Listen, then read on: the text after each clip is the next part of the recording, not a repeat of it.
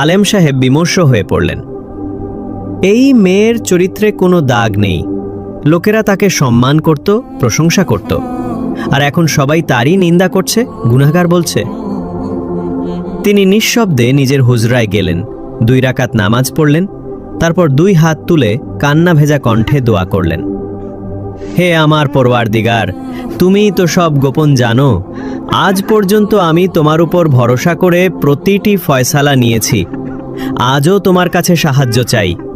এই মেয়েটি এমন কি গুনাহ করেছে যে জমিন তাকে গ্রহণ করছে না? তিনি এতটাই কাঁদছিলেন যে তার চোখ, দাড়ি, মুখ সবই অশ্রুতে ভিজে গিয়েছিল। নিজের মনে ভাবছিলেন, মেয়েটি তো একাই থাকতো, ছেলে মেয়েদের দিনের শিক্ষা দিত, অনেকেই বলেছে সে 5 ওয়াক্ত নামাজ পড়ত। তাহলে এমন একজন নেককার মেয়ের কবরে এই আযাব কেন? তার জীবনে তিনি কখনো এমন কিছু দেখেননি। এদিকে